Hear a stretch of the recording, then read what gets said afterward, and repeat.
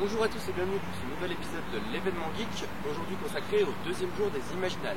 C'est parti.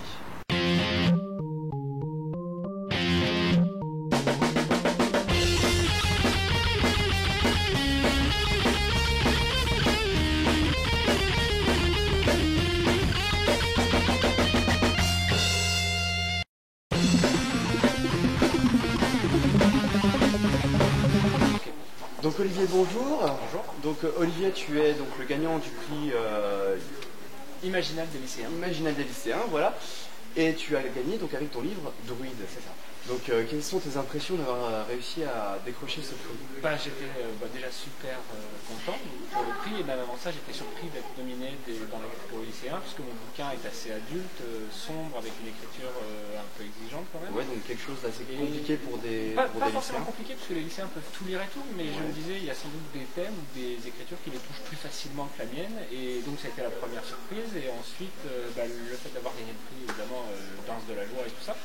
Et surtout, moi, ce qui me touche le plus dans les prix, parce que quand on a des prix, c'est super évidemment pour la carrière du livre, pour ma carrière personnelle, Oui, mais ce qui est encore mieux, c'est des prix lecteurs. C'est-à-dire que le bouquin est lu par des centaines de gens qui décident entre eux, qui lisent plein de bouquins, et donc c'est un vrai prix public, c'est une vraie reconnaissance des lecteurs. Et pour moi, c'est peut-être plus important.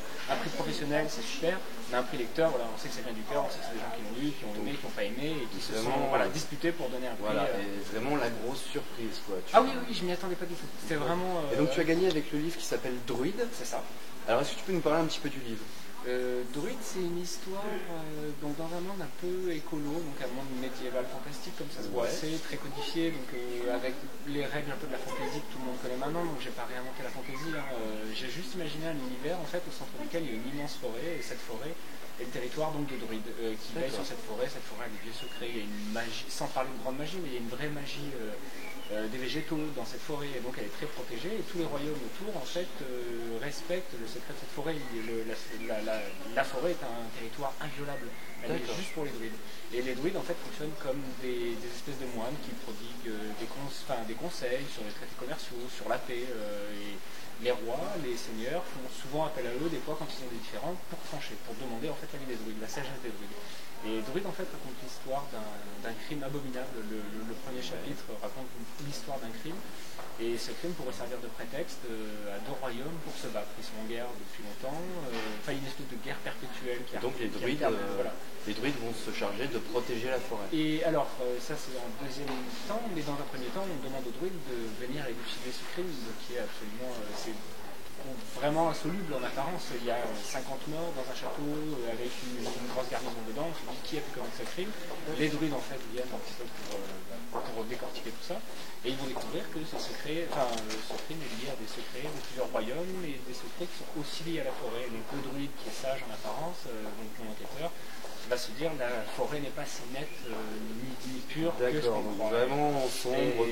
Voilà, et donc il y a un début d'histoire qui est comme un polar, assez sombre et tout, et qui entraîne le lecteur à un rythme de plus en plus rapide vers un récit un peu plus fantaisie. Et donc je passe un petit peu par de l'horreur, du polar, de la fantaisie chevaleresque, ce genre de choses, et je fais un mix de tout ce que moi j'ai aimé en tant que lecteur.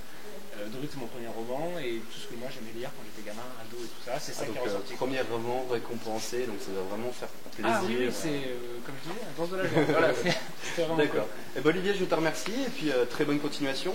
Merci. J'espère qu'on pourra retrouver tes prochains livres aux Imaginales. J'y suis en fait pour défendre mon nouveau roman qui s'appelle Martyr, un petit peu avec la même sombritude, c'est pas français, que Druide, et puis une histoire d'amour et de guerre. Enfin, voilà, je raconte d'autres thèmes que ce que j'ai travaillé. D'accord.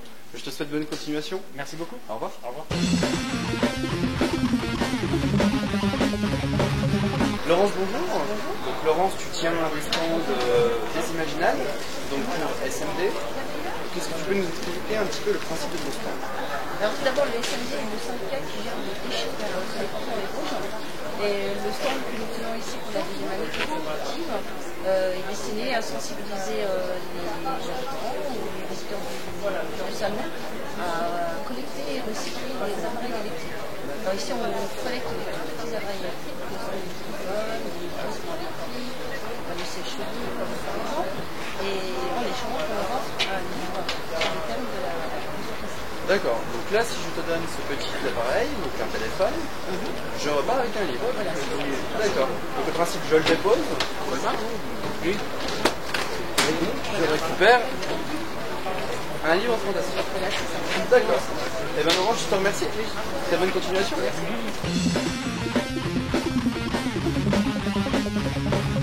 Alors Manon, bonjour. Donc Manon, tu es auteur aux Imaginales. Alors est-ce que tu peux nous parler un petit peu de ton style d'écriture? Je dirais que le style s'adapte au roman, à chaque roman. Après, moi, à la base, je suis musicienne, donc il y a forcément quelque chose qui se ressent, je pense, surtout dans la trilogie de June, là, qui est la dernière à être parue. Ouais, je pense qu'il y a vraiment quelque chose. Non seulement la musique est présente en tant que telle, mais je pense qu'elle est aussi présente dans l'écriture. Et c'est aussi parce que le roman s'y prête dans quelque chose qui se rapproche aussi du féerique, de fantasy, avec des éléments de SF, mais il y a ce souffle, ce pouvoir qui est proche du féerique. Et tu as écrit beaucoup de livres pour l'instant? Pour l'instant, j'ai écrit ou publié, c'est pas la même chose. J'ai publié 3 romans. Mon premier roman qui était l'Anticipation. Les 2 premiers tomes de June. Le 3e arrivera l'an prochain. Et il y a un thriller qui devait arriver l'an prochain aussi. Thriller jeunesse chez Rajo. Donc tu as les dates de sortie, ce sera J'ai pas encore les dates, mais le thriller ce sera début d'année. Et puis le 3e tome, en fait les 3 tomes de June vont ressortir en poche, a priori. C'est en train de se faire. Et donc les 3 sortiront l'année prochaine. Si tout va bien. D'accord. Et bien maintenant je te remercie. Merci et très bonne continuation. Merci beaucoup.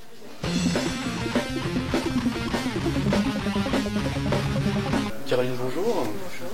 Donc Caroline, tu tiens un stand donc, au Festival des Imaginales. Donc est-ce que tu peux nous expliquer un petit peu ton stand? Oui, alors mon stand, il est là pour la 3e année consécutive, donc moi je suis super heureuse. Et en fait, c'est un stand de livres à prix d'occasion. Donc ça permet aux gens de se faire le petit plaisir de craquer un petit peu plus parce que les prix sont vachement. Ce qui peut être sympa aussi. Donc essentiellement du Brajlon, du Ménétique et des beaux livres d'art et d'illustrateurs. D'accord, donc oui, donc vraiment abordable pour tous, dans la thématique. Au maximum dans la thématique des images. D'accord. Donc l'année dernière, il y avait les vampires, et puis cette année, puisque la femme est en avant, la fille.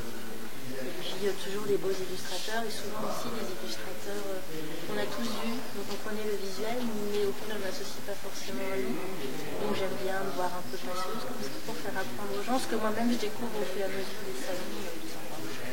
D'accord. Et donc tu es là pour la boutique? Alors pour la librairie Farfafouille, qui a un stock spécialisé pour les salons des livres fantastiques et autres d'ailleurs, mais qui en boutique a essentiellement des bandes dessinées, des mangas et des livres d'illustrateurs qui nous rappellent. Une boutique qui est basée à Strasbourg. Strasbourg. Voilà, donc un petit peu loin d'Épinal, mais c'est pas grave, on fait la distance à d'autres dragons s'il le faut. Voilà. Caroline, je te remercie. Je t'en prie, Julie. Et très bonne continuation. Merci, toi aussi.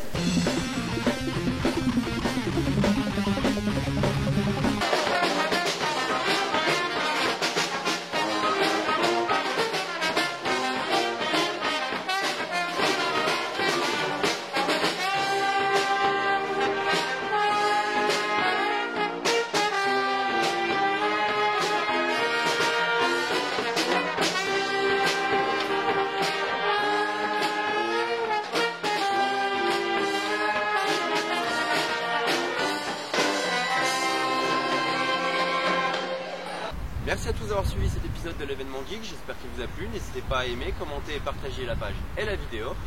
On se retrouve dès demain pour un nouvel épisode sur les Imaginales 3e jour. Merci à tous, à bientôt.